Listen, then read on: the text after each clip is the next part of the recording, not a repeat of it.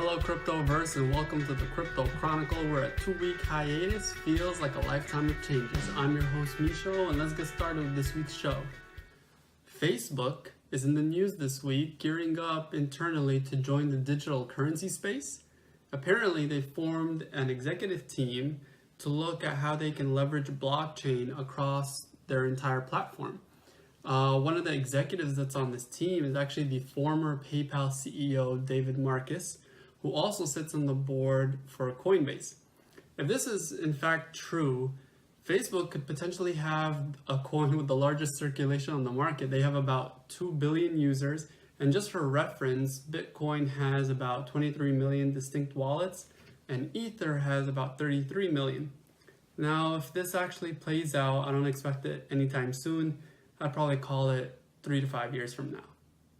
ICON, one of the darling ICOs from 2017 and dubbed the Ethereum of Korea, has announced a partnership with Samsung.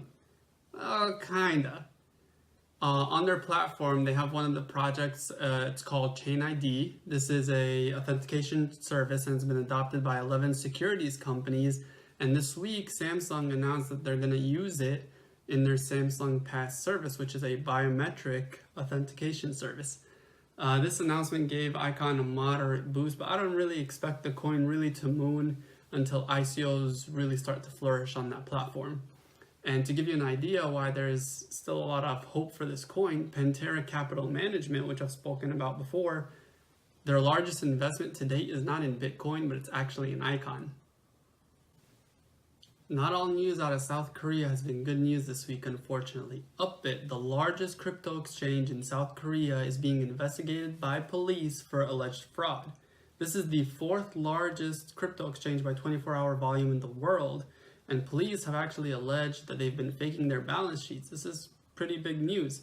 They entered their offices this week, have pulled their financial records, and are currently auditing their holdings to see if they really have been deceiving investors or not.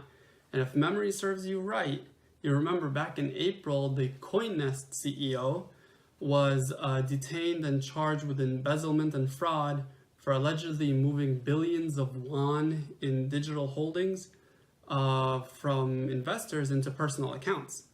And boy, the market really reacted to that this week, as I'm sure you all have noted with the recent drop. We previously reported on the rumors that the New York Stock Exchange plans to have their own Bitcoin exchange. This week, those rumors were practically confirmed when they've had discussions about offering a Bitcoin swap contract. What's going to be different about these as opposed to the CBOE and CME futures contracts is that they're actually going to be settled in Bitcoin instead of fiat. This is a major milestone for Wall Street. One of the biggest barriers for entry for institutional money and Wall Street traders is cold storage solutions. So if the New York Stock Exchange can have this custodian solution that is SEC qualified and fits the compliance requirements, that then has these investors really trusting them with their Bitcoin, the floodgates for institutional money is going to open, and you could see some major price movement out of this. So here's fingers crossed.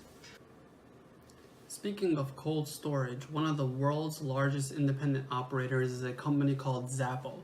They have a large network of underground cold storage vaults across 5 continents, and they're designed to hold large amounts of digital currency. They house about $10 billion worth of Bitcoin right now, which is about 7% of the global Bitcoin supply. To give you more statistics as to how much they actually hold, their holdings are larger than 98% of the banks in the US. That's the digital currency revolution at play right there. So why are all these billionaires and millionaires deciding to put their funds in this 4-year-old company?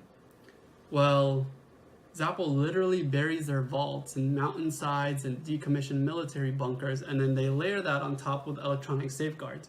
For any authentication of any transaction, they need 3 separate vaults. That's 3. To confirm that transaction using the private keys that they have stored. Their fingerprint scanners are equipped with pulse readers to make sure that it's not an amputated arm that's being used to try and enter these vaults. And any transfer that occurs, they FaceTime the client and have a conversation, because they have these predetermined duress words to make sure that the client is not being held hostage.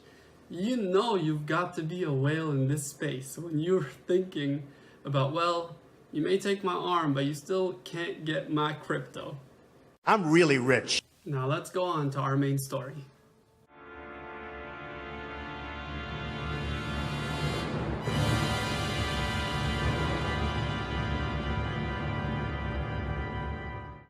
Since the beginning of 2017, ICOs have become an increasingly popular way to raise funds. Binance CEO, CZ, actually even confirmed this in a recent quote, saying that they're a more viable and more convenient way to raise funds than existing solutions. However, with the differences among white paper formats, the number of hacks and exit scams we always hear about, and just the general lack of transparency, trust in these platforms is really eroding. According to research from ICOrating.com, about 46% of projects didn't even have any development prior to their ICO campaign. That means about half of the investors out there are investing in an idea rather than a minimum viable product. FOMO hits home real hard, especially when you miss, 50x, 100x projects in the past and you really want to get in on the next one. But this is typically a big, huge red flag. 40% of the projects examined didn't even share important information like how they're going to manage their assets that they receive, typically Ethereum, and even the name of their CEO, another major red flag.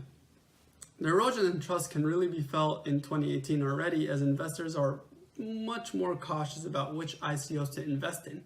There's been a total of 412 ICOs already, I know, with only 204 of them managing to raise over $100,000 and 89 of them getting listed on a public crypto exchange. Finally, among those listed, 83% of them actually traded below the ICO price. So this should really hit home the fact that investing in an ICO does not necessarily mean that you're automatically going to get a return or this is going to moon. And another maybe more positive takeaway is if you miss an ICO or you're in a country where it's restricted to join an ICO like the US or China, etc., waiting for the rebound might actually be more beneficial for you in the long term because you can really buy in at below the ICO price. Now, a lot of countries are having active discussions about regulations of ICOs, and hopefully that cuts away all the scams and vagueness and lack of transparency, but hopefully still keeps the ICOs that we love to talk about every week.